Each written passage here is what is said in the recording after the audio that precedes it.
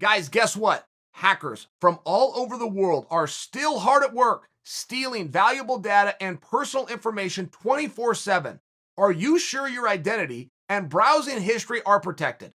As you know, I was a NordVPN customer long before they sponsored the show for one reason.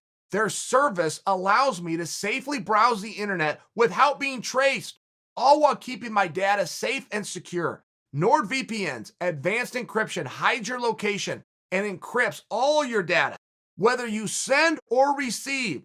Try it risk-free with a 30-day money-back guarantee. To get this 2-year plan plus 1 month free for just $3.56 per month, visit nordvpn.com/Sonnen or click on the link in the description to get this special deal. Paulo Costa is out. Kelvin Gastelum is in. Now, this has to do with the main event fight against Jared Cannonier. And I got to tell you, from an entertainment standpoint, from an excited standpoint, any way you want to do that round robin, I'm in. Kelvin versus Paulo, Paulo versus Costa, Cannonier, Cannonier versus Kelvin, which is what we're going to get. For me, it's equal. I lost nothing here. I think you guys would relate to that. Now, Paulo Costa, who, by the way, allow me to tell you this, don't judge a book by his cover, right? He's a real handsome guy, but he's a big and strong guy, and he's a real human being. You ever visit with him, he's a very calm, a very nice, a very thoughtful, he's a caring, all these buzzwords, but they're true. He's a sweet guy. He's a really great guy. He put out a tweet. Kelvin got picked up for this. Paulo Costa put out a tweet, and he had two problems. He had 2 complaints. First, he said, I never signed to fight Cannonier, but the UFC announced I was. That bothered him. Hold the thought. Second tweet he put out was about main event fighter pay, as it had to do with him. If I'm main eventing, my fighter pay. He didn't finish the thought any more than that. So I'm going to attempt to guess where that thought was going, and I'm going to attempt to form an opinion, an idea, and a response for him. Let's start at the first one, which is that he didn't sign and he didn't agree. That is not uncommon. In boxing, they would never do it, but then again, in boxing, there's 2 events a year. There's 2 events a year, and of those events, there's 1 fight per card. Right? I mean, in all fairness, if any undercard, we just had a boxing fight over the weekend, Logan and Floyd, which turned out to be Sunday. I sat down to watch it on Saturday like a civilized human being. Turned out it wasn't on Saturday, it was on Sunday.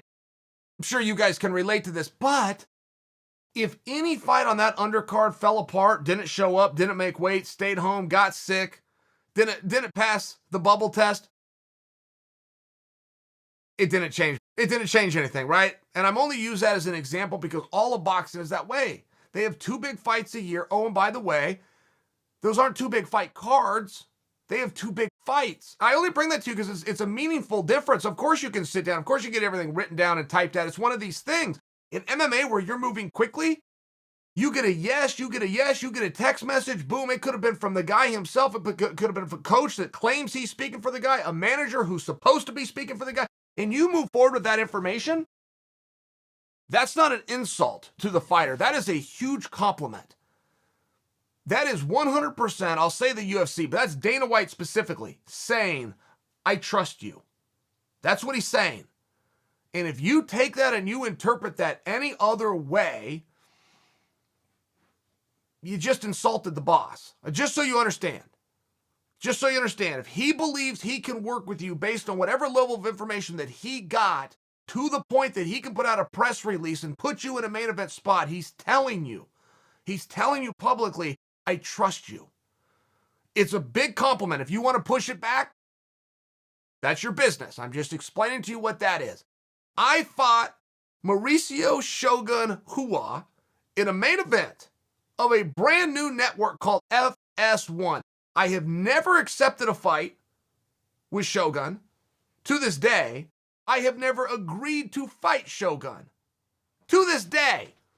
There was an announcement when I heard about it. Eventually, I got a plane ticket and off I went. That true story. So I'm just sharing with you for personalized information that sometimes it works that way. I was so honored. I had a different reaction than Paulo did. I was so honored. It's a main event. They were using it to kick off a network, which meant it was a main event that meant something to them. They trusted me. That's how I felt. That was my interpretation. Paulo's open to his. Second part. Paulo says that he's not getting main event fighter pay. Now, that is an issue I have been waiting to come up. I've been waiting for somebody to bring this up because, to remind you in case you're a new fan, or even if you're an old fan and you've forgotten, the only thing that used to be 5 rounds was title fights. Now, I strongly disagree with that. There is no other meaningful sport on the face of earth that when it's for the championship, we go longer. The Super Bowl doesn't become 5 rounds, 5 innings, 3 halves. It doesn't work that way. The NBA, they don't begin to play 5 quarters. No sport anywhere changes because now it's for all the marbles. So I personally don't even agree with us doing it for championship fights, but hold that fight. It's the way it is. It's the way it was before I got here. Who am I to complain, right? I saw the ride and I bought a ticket anyway, so I kind of lose my ability to complain. I don't lose my ability to complain when it comes to main event fights that aren't for the belt, that for reasons unknown, just because they're the last fight of the night, are going 5 rounds instead of 3, because it's a meaningful change. What you're risking for how long you're risking it is a meaningful time change. 10 more minutes, right? Regularly scheduled 15-minute contest. What are we talking here, guys? 90%? Is that an additional 90% of time? But then take the preparation. And this is the part for me. I'm personalizing, right? But I have my feelings hurt sometimes too, same as Paulo Costa did. I'm a human being, and I'm just sharing with you. It was the preparation that I felt was being undervalued or under-respected. It is so difficult to prepare for a 15-minute fight. I came through the wrestling world. It was 7 minutes under NCAA rules. That was one of the most exhausting things I could do. However, at no point in those 7 minutes was my opponent trying to damage me. He was trying to score points on me so I could find places to rest. Same as every other wrestler that ever did it. You could find your places to rest. In MMA, there's no place to rest because he's not trying to score points. He's trying to damage you. So now you're going from the most tiring thing that I ever had discovered at that point in my life, up to 23 years old, which is a 7-minute wrestling match, to a 15-minute MMA fight. Whole nother level of exhaustion. Now you're asking somebody to go 25 minutes. And I only bring that up because when that change was made, there was never any activation within the contract. There was no activation clause within the contract that if you escalate, it's called escalation in a contract, to a main event 5-round contest, what happens? What is different participation-wise for you? I think that's what Paulo's speaking about, and I've been waiting for that argument to come for a long time. Quietly, I know what the answer is. Quietly, I'll share it with you guys. 99% of the fighters will be recognized after the fact and without discussion and out of contract in the form of a monetary compensation. That was never discussed, but it does happen. 100% of the main event fighters are compensated. There's a 10th where it comes in another way. I could also personalize that. I've had something going. Did Dana a favor. It ended up not coming through, but I did my part of it. And there was another way that he paid me back, which I thought was more than generous, and he didn't need to do it. I was expecting nothing, but he saw it differently. He saw you said yes when I asked you to say yes, and whether I got this done or not, I wasn't handed money, but I was handed something else that was just a fantastic opportunity. I'll tell you what it was. I'm not trying to keep it a secret. There was a show called Always Something in Philadelphia, Always Sunny in Philadelphia, and I went and did a commercial for it. I had a great time, and I got paid for the commercial, but I also got, I got to do this thing on TV. At any rate, that was how he paid me for saying yes. So I only bring that to you because I'm using a personal, but 100%, just so Paulo understands, 100% of main event fighters will be recognized. 99% will be in the form of a check, but that is after the fact. But even with that said, I don't know that Paulo's wrong. I have been waiting for this argument to come up.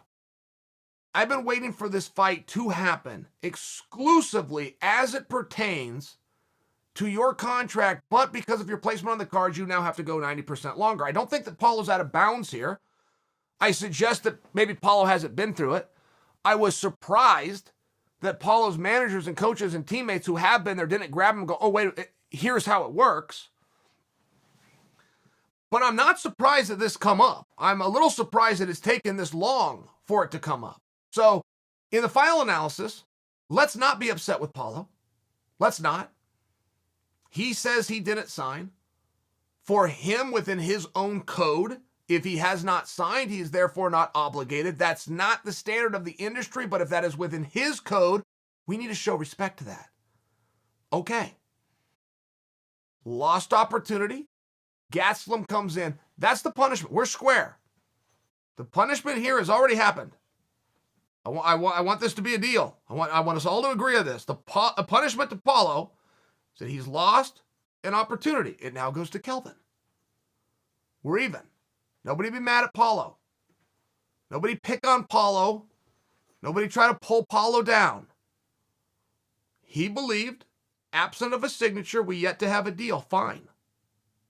That's fair. He said his piece. Paulo has done nothing wrong.